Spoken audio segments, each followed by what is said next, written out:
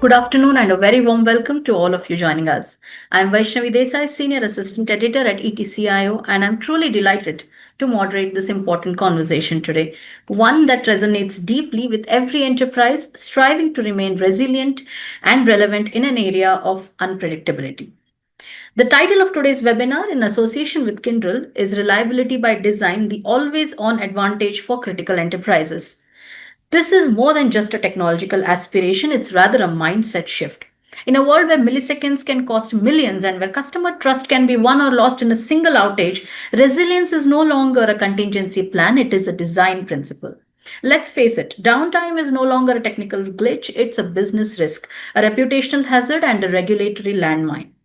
As the dependency on digital services deepens, spanning cloud, core infrastructure, cybersecurity, and most importantly, mission critical applications, the pressure to be always available becomes not just an IT mandate, but now a boardroom priority. But here's the catch though, true resilience cannot be bolted on, it has to be built in. And that's why today's conversation is so timely. We're going beyond disaster recovery and failover plans. We are unpacking how leading organizations are embedding resilience at every level in their architecture, from the first line of code to global cloud ecosystem. So, what can you expect from this session? We'll explore the evolution of resiliency from a reactive defense to a proactive strategic advantage. We will also see how enterprises across critical sectors are operationalizing the always on philosophy. And most importantly, we will learn from the experts who are guiding this transformation on the front lines.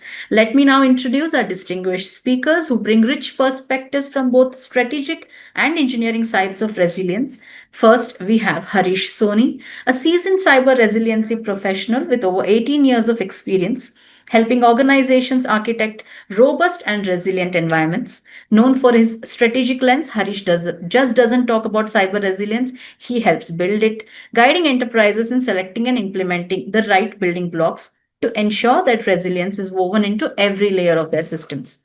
Joining him is Haitham El Principal Architect in the Office of the CTO at Kyndryl.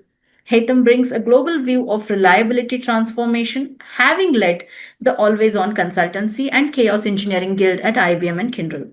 He's also author of the O'Reilly book, Cloud Adoption for Mission Critical Workloads, and a thought leader in site reliability engineering, Kubernetes, and modern architecture patterns. Together, Harish and Haitham will walk us through what it means to design for reliability intentionally, proactively, and at scale. With that, let's dive into this powerful conversation. One last thing, if you have any questions during the conversation, kindly drop them in the Q&A box. We will answer them towards the end of the session. I repeat, if you have any questions during the conversation during the session, kindly drop them in the Q&A box and we will answer them towards the end of the session. Now, without further ado, Harish, I will leave the floor to you. Take from here. Thank you. Thanks, Vaishnavi. And I think, Dean, afternoon. It's so good of you of joining us in this Friday, noon time. It's a Friday, right? But this is such a critical and important topic when we look at it, right? Reliability by design. I think Vaishnavi spoke about resiliency. She spoke about, how in the modern digital infrastructure, there is no downtime. I think we all know about it, right? I think what does a downtime impact? An impact in a banking industry, an impact in a manufacturing industry, an impact in a stock exchange industry. We all know about it, right? Now, does resiliency is good enough for that, right? I mean, that's a question which you'll hear from us and what we do, right? I think Haitham is going to deep dive in it and share us like how do you go ahead and design it. Again, it's not something where we say that, okay, hey, I have an HA or I have a cluster, I have a reliability zone somewhere, or I have a cross zone, availability zone. No, it's not about that. It's not about that. It goes beyond. It goes beyond. So we'll deep dive into that. Right. So I think Haitham, if you can go next. Great. So now we all know what outages cost us, right? The outages, the impact of outages, like the dollar amount, like we all know that, especially when we had those internet shutdowns, it has cost millions of rupees to all of us, right?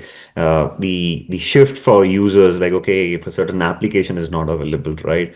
Or your internet has gone down, or like you look at it from a user perspective, you look at it from a business perspective, where there are millions of users using a specific application, right? What does it impact? It impacts the revenue because, hey, I'm not able to do those certain set of transactions. I'm not able to do my end of day transactions, or I'm not able to let my, trucks go out of my warehouse, or imagine your OT is down. I mean, those kind of an impacts are big. So revenue is the biggest piece of it. And then you got to face the entire regulatory for it, right? Because you committed that I'm going to be giving this set of services to my customer. I'm going to be available, right? And available does not mean resiliency. Resiliency is your RTOs, your RPOs. Here, we're not talking about resiliency. It is reliability, right? How you're always available, how you're always on. So regulatory is a big impact because as we go ahead and set up, our infrastructure, or right, our set of applications, right, we say that, hey, we are committed to see that we're going to be always available, right, with limited set of outages or whatsoever. So that's where regulatory impacts you a lot. Reputation, that's a big one, right? I mean, losing a customer is all about reputation. It's a word of mouth, right? They look at it that how many outages a specific industry or a specific service provider had, let it be your internet, let it be your bank, let it be your manufacturing, that goes flow in. So reputation is a big one, right? And I think, and in those situations, people always look at how my reputation has declined, because reputation declines again, going back to your revenue, you're losing those customers. Realignment, because once an outage has happened, you look at going back and doing a realignment. Oh, what should I do again? Should I change my architecture? Look at this, that also impacts you with a lot of revenue loss, because then again you are sitting back and looking at redesigning it, or like, oh, should I move left, should I move right, should I move north, should I move south? That's the whole actions which happen once an outage comes in. So it's so important to understand that, knowing your mission critical application, and seeing that, hey, you look at all these 4 hours before you take your next step of engineering, or before you take your next step of redesigning. It's very important to look at it. All right. We can go next, Haitham. Yeah. So the mission critical I just spoke about, the mission critical applications require a next generation reliability approach, right? As I said, when you want to go ahead and shop on Amazon or Flipkart or Myntra, you look at that smoothness of how you move from your phone to your laptop, and the cart being available, and then quickly move into the checkout portion and then get it delivered, right? You don't look at those kind of, oh, there's a glitch, it's slow, because one of the hosting site has gone down, and now it's trying to move into your DR, or from your DR it's switching back. You don't want those kind of an experience, right? And that's for your shopping carts, that's for your UPI transactions, right? As I said, in UPI, if I want to, everything is based on UPI now, right? So if I go into a shop and I have to pay something, people don't carry cash in their wallet now. They don't carry cash. So when you don't want to do those transactions, you're completely dependent on your digital applications, your phone, your internet. You don't want any kind of a downtime, right? And the same sort of experience, like when you go out and travel, or your online transactions, what you do, this is all have to be available, right? And that's where, how do you move from that DR concept to an always on concept, right? It could be hybrid, it could be complete cloud, multi-cloud, within the cloud, because a resilient cloud is not equal to resilient applications. The last statement, what you see on the slide, right? A resilient cloud does not automatically mean that your applications are resilient. Yes, your base hosting could be resilient, but not your entire application stack. Like, you still have to switch over, you still have to move them up, right? So I think that's where the whole concept of the moving away from those traditional DR, right? Because those lengthy run books, your RTOs, your RPOs, right?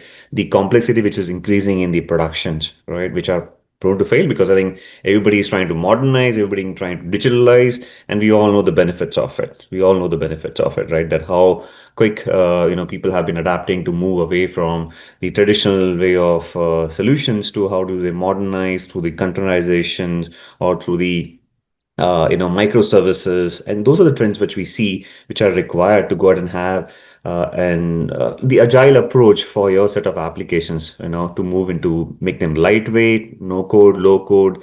So people are starving towards modernization. Then move to cloud, right? Many of them want to go ahead and see if they can lift and shift to cloud, right? For the whole set of scalability. And again, it goes by industry, right? Even if so, there are so many actions in place which are happening to see that, hey, those mission critical applications are available. And it's not that people are not taking those steps, they are, right? The application owners, the business owners, they are taking those steps, getting involved to see how to do it. But the whole idea is, how do we look at the always on availability? Trust me, guys. I mean, as a consumer, as a customer, we will look at that things are always on available. I can't I don't afford that. Oh, we have a downtime. Right. And then just look at from that same set of angle, look at India's digital transformation, right? I mean, we have a huge growth. I mean, what you see on the right hand side, those numbers are astounding, right? I mean, the number of mobile subscribers, the internet users at home or at offices, right? Small offices. I'm not talking about offices as corporate where we have so much of internet. Look at the small offices in tier 2 or 3 towns. They have those Wi-Fi connections, right? Your Digi Yatra, Umang, the foreign satellites which ISRO has launched up, right? There are so many of those digital applications which have come in, and they look upon India. I mean, like UPI is a classic example. We all know the number of transactions which happen in UPI, right?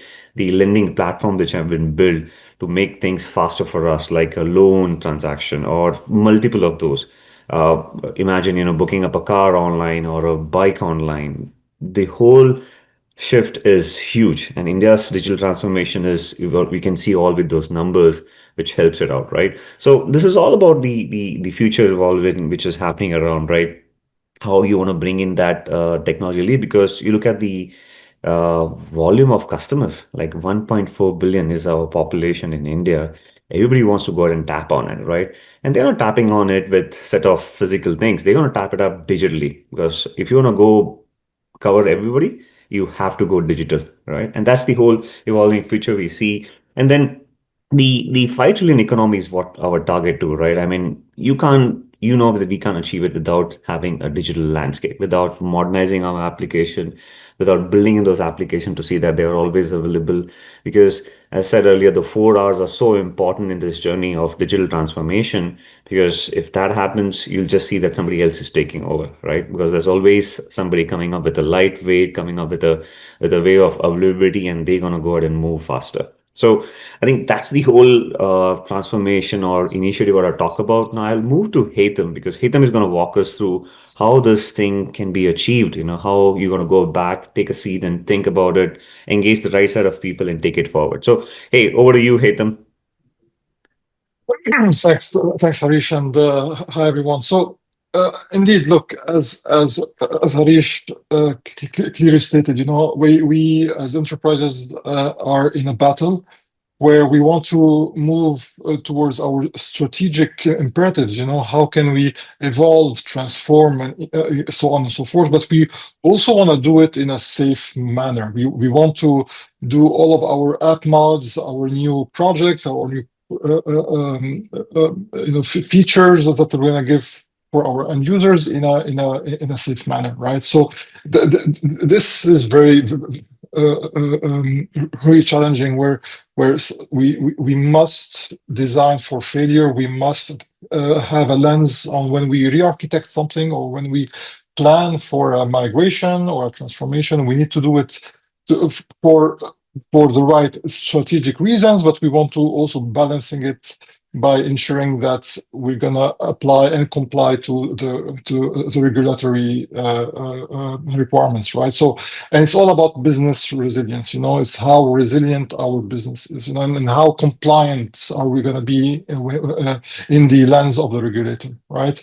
But we also always do this in a way that we need to optimize, right? And when I say facilities of optimization, this is not only from a real estate perspective, but also from a FTE, right? It's how can I optimize the cost of the hardware and the cloud, so on and so forth, right?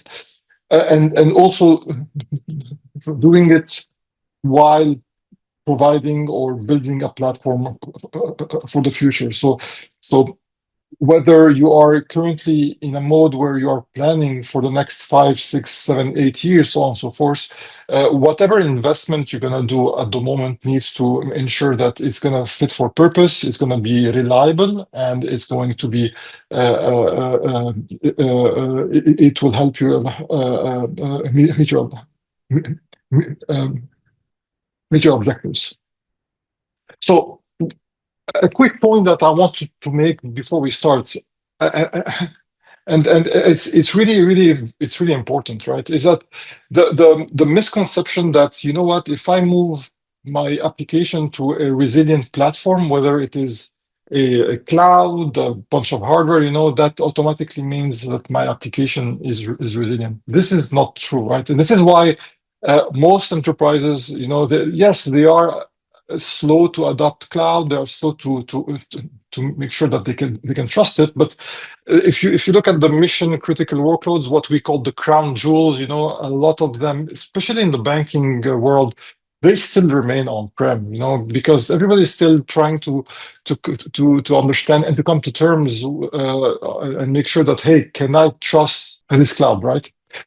The reason behind this is that if we look at the reasons for the failures that happened in the last 4 or 5 years, less and less reasons were around the infrastructure and the hardware. So this misconception that I have redundant hardware, I have redundant availability zones and redundant mainframe, etc., this makes my application resilient. This is not true, because the majority of the reasons for those outages in the past 3, 4 years had nothing to do with the infrastructure.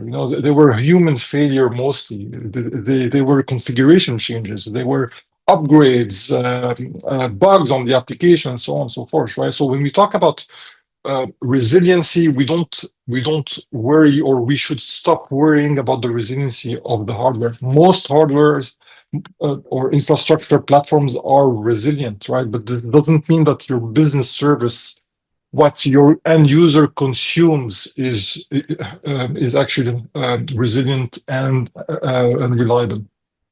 So very quickly, what do I mean by resiliency and what do I mean by reliability? Resiliency is the ability for us to recover, right? So when I say that it's the ability of a system to recover, a system is an end-to-end. It's the business service, right? It's am I able to book like a plane ticket? Am I able to make like a UPI transfer, right? So this is what we mean here by an end-to-end system, right? So resiliency is accepting that failures will happen, and I need to have plans for me to recover from them, right? So this is resiliency.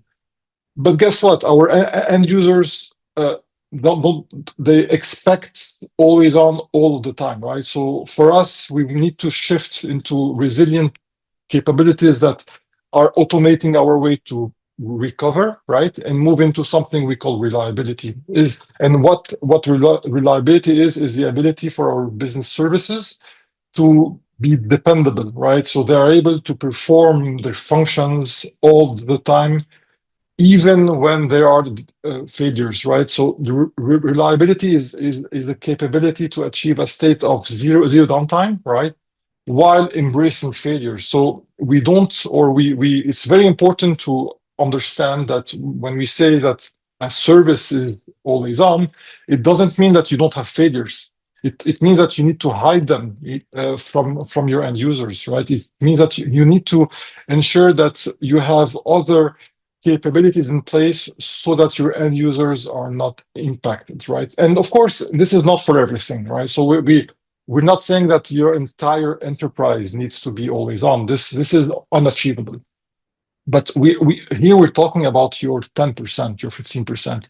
Those mission critical workloads that are going to impact what we talked about in the before, the 4 Rs: reputation, regulatory, and so forth. So it's very important is that when you define your crown jewels, you need to make sure that, hey, you classify your workloads. And again, workloads are not only the application, but it's it's the end-to-end, it's the hardware, it's the platform, it's the application, the software, it's everything, and you classify it as bronze, silver, gold, and the platinum, and then you attach to them what we call SLOs, service level objectives. So we need to move away from RTOs and RPOs, because RPO and RTO is how quickly you will recover and how much data you are accepting that you're gonna lose. These RPOs and RTOs are still very, very important, but we need to aim higher, and we need to have a service level, right? It's basically how often are you allowing yourself to be in a failure mode, right? So this is really, really important. So again, always on is not for everything, it's for crown jewels. It's what's gonna it's if a failure will happen, you're gonna end up in the news, right? So how do we do this? Well, we, of course, it's going to begin at the infrastructure, but you need to progress into the data. You need to shape how the application is designed, and more importantly, it needs to extend to the people. So the people and the overall enterprise culture, right? So in the always on world, we have like a track record of only allowing 7 minutes failures in the past 22 years, right? So this does not mean that we didn't have failures. We had failures all the time, but our business service remained up and running. Our end users were not impacted, right? And the way we did this is by ensuring that we are always on in four main domains, right? The first one is to be multi-active, right? It's for our application to be in multiple location scopes. But when you do this, it's not only a deployment. So it's not that, okay, I need to have the application in multiple availability zones or multiple DCs. This is a good step, but it's not enough. What you also need is that every location scope becomes a cell. And a cell is for you to when a failure happens, and failures will always happen because we embrace them. When a failure happens, it will be contained in a single cell. So you ensure that your blast radius is actually minimized, right? This is really, really important, because what we also see in the clients all the time is that yes, they are multi-active, but they are doing it in a stretched capability. So they share fate, right? So they are currently sharing hardware, infrastructure, volume, mainframes, so on and so forth. This is not what we mean. You know, when we talk about multi-active deployments, cell-based architecture, is that you need to ensure that each location scope is autonomous. If one dies, we don't care, right? We're gonna hide those failures, right? And any impact in one cell will not impact the rest of the cells, right? Now, to do this, the application needs to also pull its own weight, right? So you should not, and you will not, and it's not enough that you push all of these responsibilities to how you deploy or on the infrastructure or on the cloud, right? The application needs to have modern reliability capabilities to help you hide, right, those failures, because again, failures happen all the time. We embrace them, right? So there are capabilities on the interfaces of the application, your API gateways, your MQs, your DBs, for you to sustain and to quickly react to those failures, right? So it's all about what kind of fallback mechanisms will the application have, and help the infrastructure to hide those failures. But it's also about how the application can behave in a multi-active world, because it's going to be in a multi-active world, right? And how can I ensure that I don't share fate? So I don't rely on the same library everywhere. It has to have multiple copies, so on and so forth. So multi-active and injecting those reliability capabilities on the app is very, very important. And these two things are from an architectural perspective. It's how the entire owners of these applications, these mission critical workloads, are going to re-architect those business services. And then we need to come up on how do we operate it. So now that we have transformed, now that we are in a really multi-active world, right? How do we operate it? So this notion that we have silo-based, engineers that are only responsible for storage, only responsible for MQ, only responsible for this doesn't really work, right? You need to have an end-to-end lens, an end-to-end view. You need to have reliability engineers, right? And a reliability engineer is a capability that you need to build in the organization so that those engineers are accountable and are responsible for the reliability of that workload. This means that they are part of any release, right? So if there is a change management that is going to happen either on the infrastructure or on the application side, they are the actual gatekeepers that can stop a release or they can stop an actual feature because it may or it might impact the reliability of the business service. So those reliability folks, right? They don't care if your mainframe or your graphs are all green. This is not what they care about. Their KPIs the KPIs are the end users, right? It's what the end user are experiencing, right? Which is why you will hear a lot in the near future. Instead of looking at an SLA, you will start to hear about XLA, right? It's user experience level agreements, right?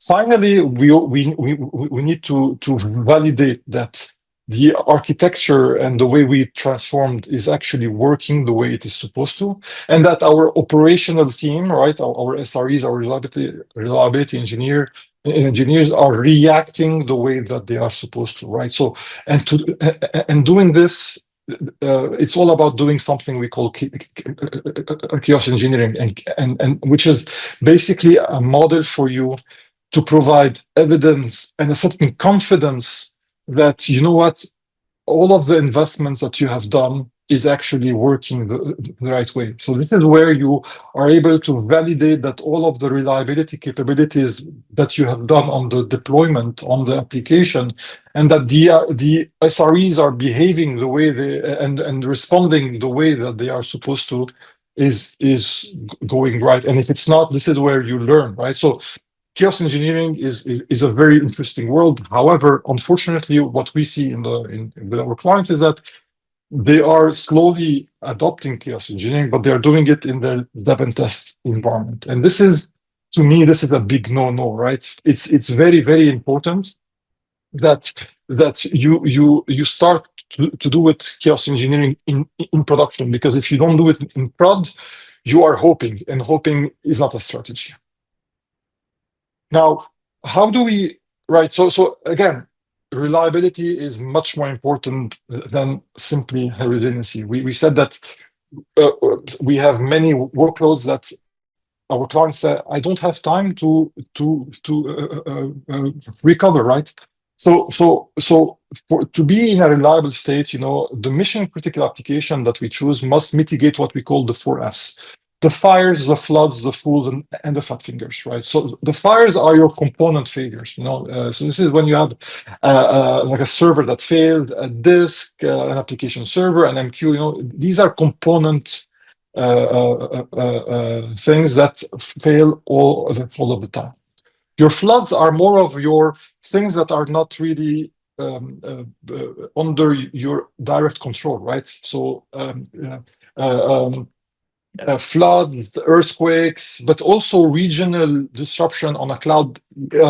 We all heard that GCP was down for 6 hours yesterday, right? So these are, and in more than one region. So these things happen all of the time, right? So this is what we call the actual floods. So we have the fires and the floods, right? The fools and the fat fingers, these are your human errors. The fools are your reliability engineers, your dev, your ops, who don't always follow the rules. They do change management in prod. they don't make sure that whatever change they are making is actually doing and these things happen all of the time, and they also cause a lot of problems. And finally, the fat fingers are your well-behaved SREs, your well-behaved developers that are doing everything right. They're following change management. They're really doing what they're supposed to do, but for whatever reason, they pushed at the last minute a file that had like a syntax error, and it brought down business service. All right. So here's the thing for the audience. We have a poll coming up. You can choose your answers. We will have it on the screen displayed for 10 seconds.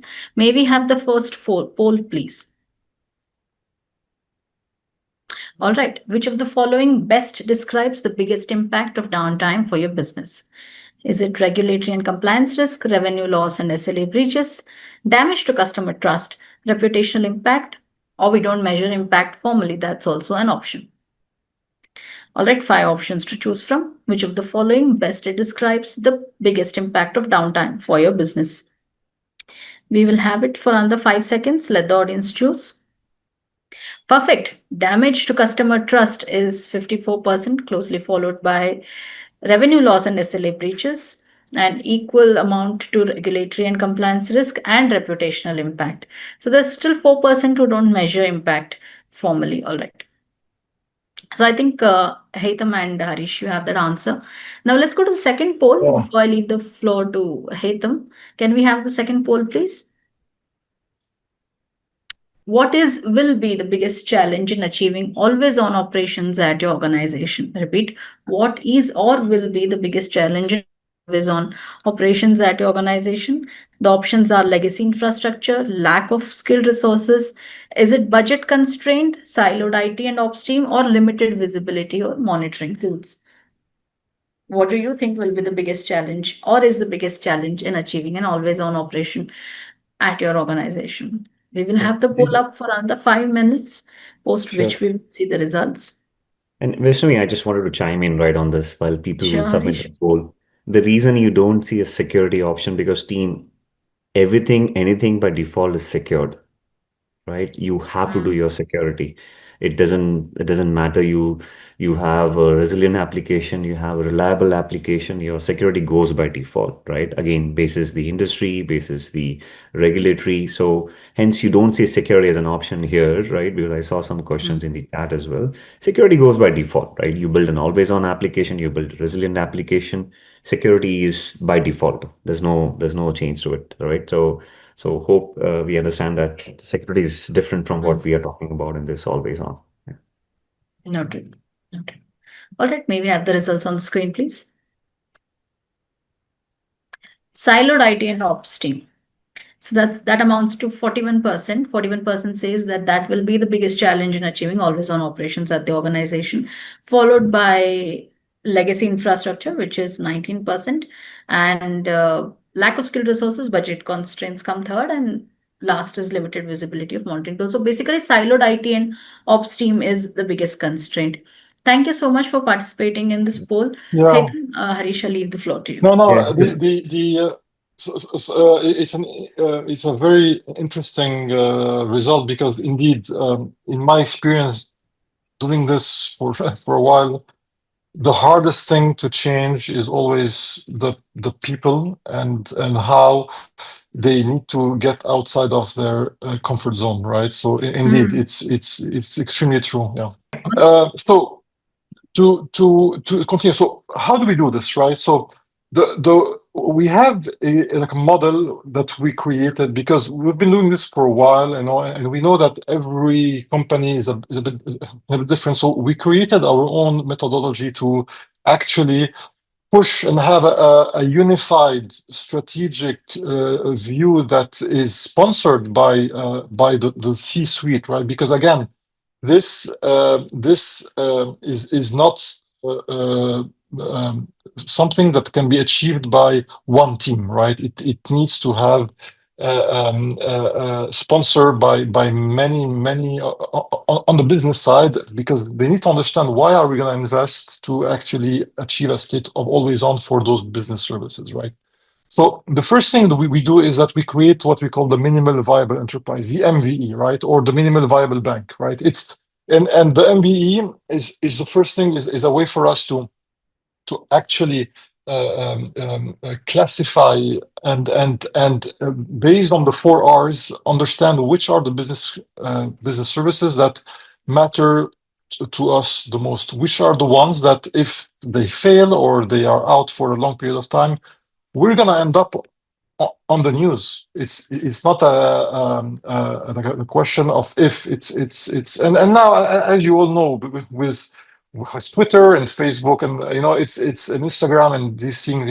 I don't need to tell you. It's really simple. And then you have rumors that are attached to these things, right? So understanding and prioritizing those mission critical workloads in an MVE, because these are the crown jewels, right, are the only workload that we worry about. Everything else can remain in an RTO of 2 hours, 4 hours, 6 hours. That's okay. It's a hit, yes. It's not good news, but I'm not gonna lose millions of dollars, right?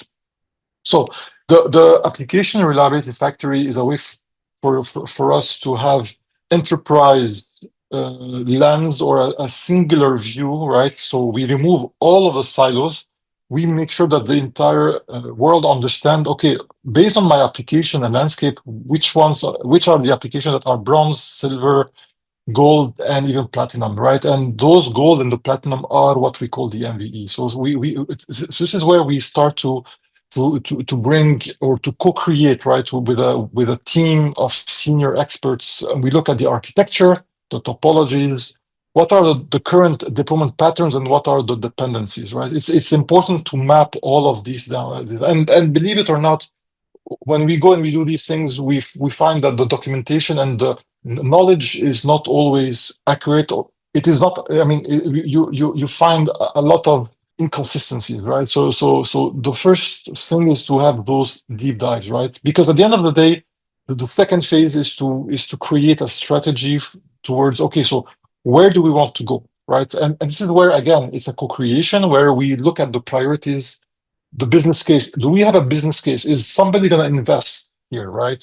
And why are they going to invest? And what's the return, right? So if we invest like a few $1 million, what do we gain, right? What are the dates?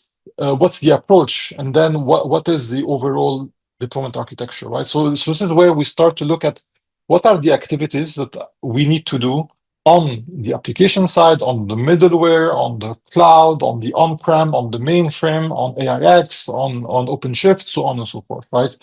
And by the way, when I say changes, these are not drastic changes. So let me be very, very clear. I'm not asking to re-engineer or re-architect, or no.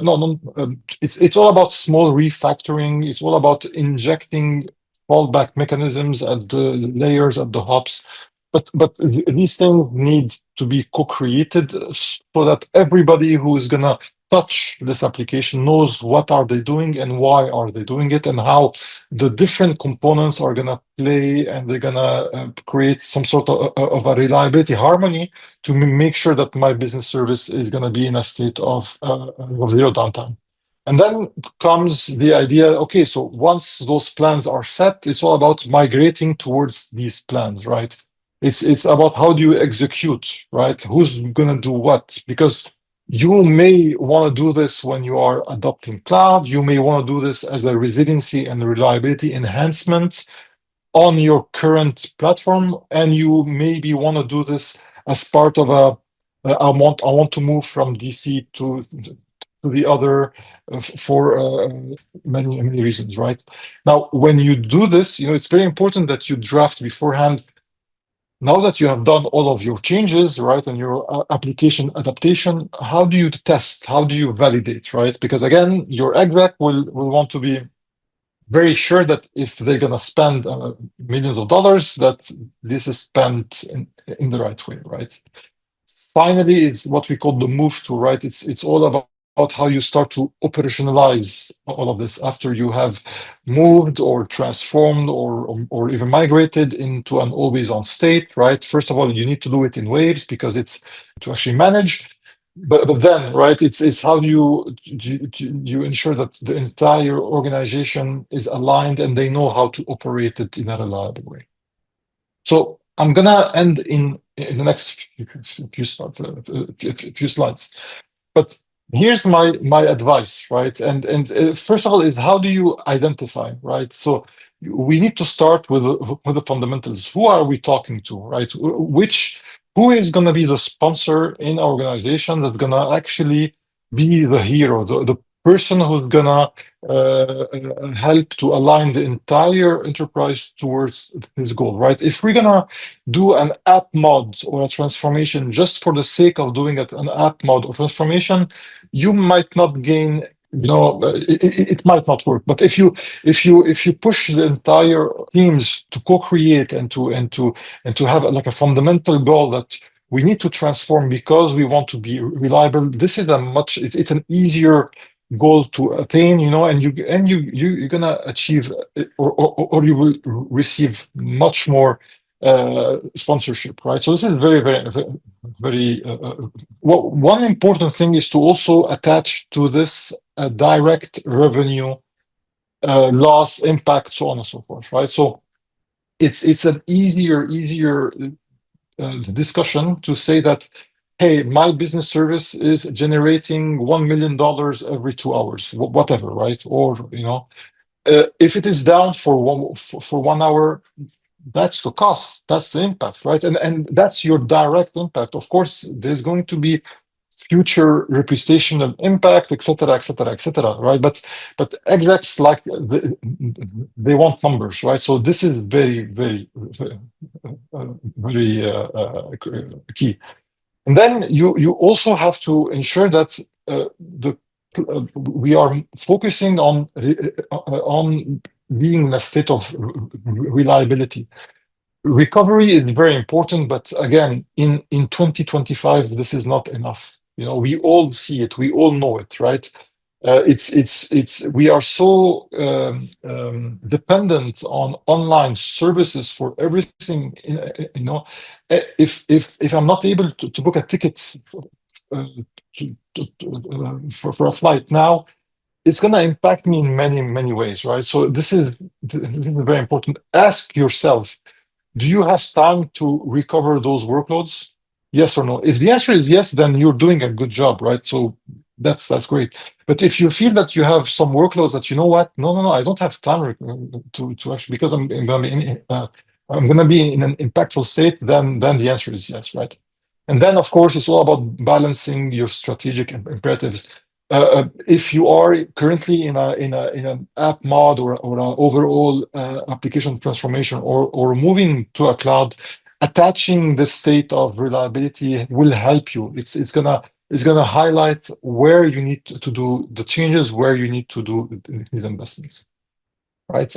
And look, we have in the past 22, 23 years of the team's existence, we've only had 7 minutes of failures that were experienced by our end users. In reality, we've had so many more failures. We were able to migrate cloud on-prem to cloud, from .NET to Service Fabric we've done all of these things with zero downtime, as experienced by the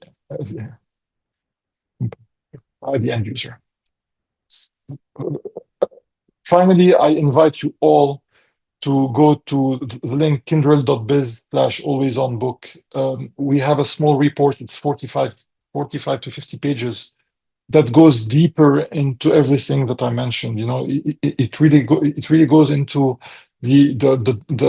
what execs need to hear, what application owners need to worry about, what SREs need to worry about, so on and so forth. So I invite you all to download this book, read it, and with that, I think we only have 15 more minutes. So I think it's time for us to go into a Q&A, and I hereby yield my time and see how do we do this.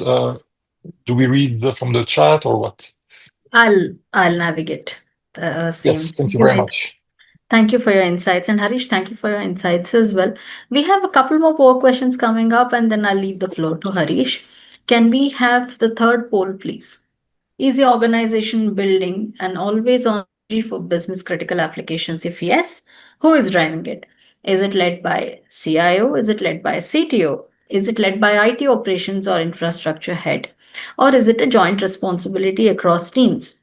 But if it's a no, if you're not yet building an always on strategy, are you planning to, or is it not a current priority yet for you? All right, 6 options to choose from. If it's yes, then you have to choose who's leading the project. And if it's no, then why haven't you yet initiated one on? Let's see where we go with this. We have 5 more seconds.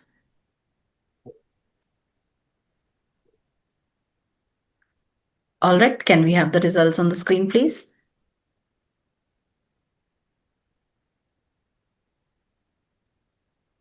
So it is an overwhelming 40% says it's a joint responsibility across teams closely led by IT Very good, operations very, very good. infrastructure head. CIO takes up the third spot and CTO takes up the fourth spot. And equally, if they're not planning to yet, and it's not a current priority for a few of them, all right. But the answer is it's a joint responsibility across team. It's not a one person uh, leads the strategic initiative. That's were you expecting this, Hetam, Harish? Yeah, interestingly, I want to ask Haitham, on the joint responsibility across teams is good, right? But what's your feedback on the led No, this by is IT no, operations or infrastructure head? What's your feedback on no. that? I look, I see it more and more often because I think operational teams and DevOps and Dev are more aware of the criticality of what they're working in, they're working on, right? So I see it more and more that, this concern, this care is becoming more and more a joint responsibility. Of course, this doesn't mean that those teams can fund, of course, but yeah, this is really, really good news. I think it's the beginning of a different trend in that case. Yeah, indeed, Okay. indeed. Yeah, the first few things that we will see. All right. Harish, I'd like to hear some closing statements from you, post which I'll take a couple of Q&A as well. Yeah, so I think we'll finish the Q&A and then I'll do a closing Okay. statement. Yeah, that Okay. works well as well. So I just Perfect. had a question for Haitham as well, right, Sure. Vaishnavi, before Sure. the audience can ask, and just the pulse of the audience as I was, answering some questions. I want to ask Uh-huh. Haitham. Haitham, there were some questions about security, right? The concerns about security. How do we do it? So what's your feedback on this when it comes to building this architecture? Look, security is one of the most important things. Now, what an always-on architecture and an always-on strategy can help you with, of course, it's never gonna replace any security strategy. But if you recall the slide that which talked about and I'm gonna go to the slide now. The multi-active cell-based architecture is not only a resiliency architecture, it's a way for you to also contain any security breaches, right? So Right. if this architecture is done properly without sharing fates, meaning that you don't share infrastructure, you don't share platform, you don't share VLANs, you don't share clusters, any security breach will be contained in a single cell, right? So it's a let's say it's one of the good foundational tools in your toolbox. Of course, it's not the only one, but it marries, or it let's say it aligns very, very much with any security posture that you may have. And by the way, this is not just talk. Has been done. It has happened to one of our clients, which of course I'm not going to name who. They were impacted by ransomware, and look, the CISO came to us after a few days and said, "You know what saved me?" And we said, "What?" He said, "That's cell based, because in reality." because we were in a state where we've been working for the past 6 months to decouple and make sure that components are not shared across multiple data centers, multiple availability zones, multiple regions. The impact was minimized from a security perspective, but also the business service was not impacted because yes, this cell was affected by security, and it went down, but the business service was still on because the architecture is reliable enough to hide those failures and to redirect my users to other cells. Right, right. Thank you. I think that's such an important right message, and you articulated so well, Haitham. So yeah, thank you. Thank you, Hetam. Thank you, Harish. So, Harish, while the team and you have painstakingly answered all the questions, there's one question that remains, how to organize the people in the IT department which will support reliability, which also alludes to what we discussed in the poll three. Ah, look, there is no magic wand. Let me be very honest. Okay, it's not easy. But I'm gonna be very blunt here. It needs to come from the top. The engineers need to appreciate that they're working towards like a good thing, a thing that's gonna make their lives easier, right? And they have to be very proud from the work that they're gonna be doing. Again, I see this when I end up in set of meetings where I hear that, hey, we need to move to OpenShift just because. Just because is not a reason, right? It's following a trend, and engineers are more and more aware that following a trend just for the sake of following a trend doesn't work well. It's more work for them. If you compare this with let's move to OpenShift while doing these things because of reliability, and it's because it's going to make your life easier in the next 6 months, then you get the excitement, then you get the right set of alignment. But of course, you need those sponsorships, right?